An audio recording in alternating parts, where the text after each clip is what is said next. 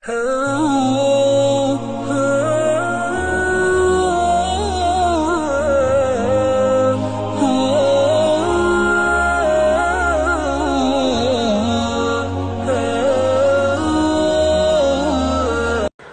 باللہ من الشیطان الرجیم بسم اللہ الرحمن الرحیم وبہ نستعین انہ خیر ناصر و معین۔ سامعین محترم، آج کی ہماری گفتگو کا عنوان ہے کہ حضرت زہرا کا امام کون۔ یہیں پر اس گفتگو پر ہم ایک چھوٹا سا مناظرہ آپ سامعین کی خدمت میں بیان کریں گے کہ جس سے معلوم ہو جائے گا کیا وہ خلفائے رسول برحق تھے، وہ حضرت زہرا کے امام تھے یا حضرت زہرا ان کو امام مانتی تھی یا نہیں۔ تہران کے امام جماعت بیان کرتے ہیں کہ ایک مرتبہ کتاب الغدیر کے مصنف علامہ عبدالحسین امینی نجف سے تہران تشریف لائے تو میں بھی ان کی ملاقات کے لیے وہاں پر گیا۔ تو ملاقات کے دوران میں نے علامہ امینی سے یہ کہا کہ آپ بھی ہمارے غریب خانے پر تشریف لائیں، ہمارے گھر تشریف لائیں۔ تو علامہ امینی نے میری اس دعوت کو قبول کیا۔ میں نے علامہ کے ادب و احترام کی خاطر دیگر افراد کو بھی دعوت پر بلایا۔ جب علامہ امینی ہمارے گھر تشریف لائے تو ہم سب افراد نے مل کر ان کا استقبال کیا۔ کھانا شانا کھانے کے بعد، کھانے سے فارغ ہونے کے بعد رات کے وقت میں نے علامہ سے کہا کہ علامہ امینی ہمیں کوئی ایسی بات، ایسی گفتگو بتائیں، ایسی گفتگو سنائیں کہ جس سے ہمارے روح کو، ہمارے قلب کو تسکین ملے، سکون مل جائے۔ علامہ امینی نے کہا کہ میں بعض کتب کا مطالعہ کرنے شام کے ایک شہر حلب میں گیا، تو وہاں پر جب میں مصروف مطالعہ کر رہا تھا تو وہاں پر میرے ایک سنی تاجر سے ملاقات ہوئی جو نہایت ہی متدین، مہذب اور منطقی انسان تھا۔ ہماری دوسرے سے دوست ملاقات کی گفتگو کے دوران دوستی بڑھتی گئی۔ ایک دن اس نے مجھے اپنے گھر دعوت پہ بلایا۔ جب میں دعوت پہ پہنچا تو اس وقت اس شہر حلب کے علماء، اساتذہ، وکلاء، تجار اور ان کے علاوہ قاضی القضات بھی وہاں پر موجود تھا۔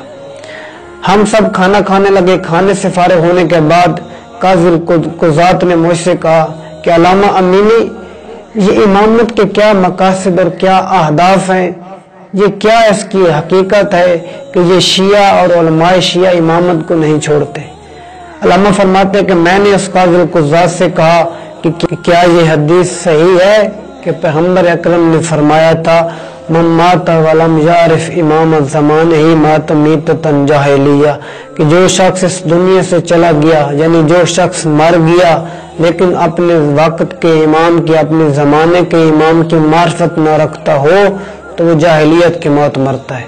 تو ان سب نے کہا کہ ہاں یہ حدیث صحیح ہے، صحیح سند ہے۔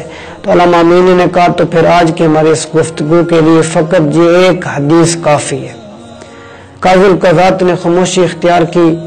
تھوڑی دیر کے بعد علامہ کہتے کہ میں نے ان سے کہا آپ کے مذہب کے مطابق حضرت زہرا کس مرتبے کی خاتون ہے، ان کا کیا مقام ہے؟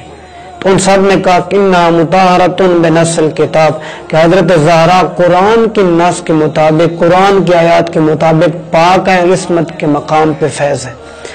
علامہ نے کہا پھر میرا اگلا سوال یہ ہے کہ کیا حضرت زہرا کیوں اپنے وقت کے حکام سے، خلفاء سے غضب اور ناراضگی کی حالت میں گئی، دنیا سے رخصت ہوئی؟ کیا وہ خلفائے رسول برحق خلفاء رسول نہ تھے، برحق خلیفہ نہ تھے، یا حضرت زہرا معاذ اللہ اپنے وقت کے امام کی معرفت نہیں رکھتی تھی؟ تو شہر حلب کے جتنے علماء تھے وہ سب خاموش ہو گئے۔ کیوں؟ اگر وہ یہ کہتے کہ حضرت زہرا کی ناراضگی اور ان کا غصہ درست ہے تو اس کا لازمہ، اس کا نتیجہ یہ نکلتا کہ حکومت وقت باطل تھی اور وہ خلفائے رسول برحق خلیفہ نہ تھے۔ اگر وہ یہ کہتے کہ حضرت زہرا سلام اللہ علیہ معاذ اللہ اپنے زمانے کی امام کی معرفت نہیں رکھتی تھی اور جاہلیت کی موت مری، تو یہ بات قرآن کی نص کے مطابق، قرآن کی آیات کے برخلاف آتی تھی۔ قاضی القضات نے اس بحث کا رخ بدلتے ہوئے کہا علامہ صاحب، حکام وقت سے حضرت زہرا کی ناراضگی کا کیا تعلق بنتا ہے؟ تو علامہ امینی نے کہا کہ تم لوگوں نے نہ صرف اپنے وقت کے امام کو نہیں پہچانا بلکہ ان کی حقانیت کے حوالے سے بھی شک تردد کا شکار ہے کہ جنہیں اب خلیفہ رسول مانتے ہیں۔ تو یہیں پر وہ میزبان جنہوں نے علامہ امینی اور باقی علماء کو دعوت دی تھی کھڑے ہوئے اور قاضی القضاء سے کہنے لگے یا شیخ اسکت، اے ہمارے بزرگ خاموش ہو جاؤ کہ تم نے آج ہمیں رسوا کر دیا ہے۔ علامہ فرماتے ہیں کہ ہماری اور بھی گفتگو ہوئی جو کہ صبح تک جاری رہی۔ جب صبح کا وقت ہوا تو وہ جتنے علماء، وکلاء، تاجر حضرات اور بالخصوص قاضی القضاء صاحب نے رسمی طور پر مذہب شیعہ قبول کر لیا، اور انہوں نے ہمارا علامہ امینی فرماتے کہ انہوں نے میرا شکریہ ادا کیا کہ آپ کشتی نجات میں بٹھانے کا وسیلہ بنے۔ والسلام علیکم ورحمۃ اللہ وبرکاتہ۔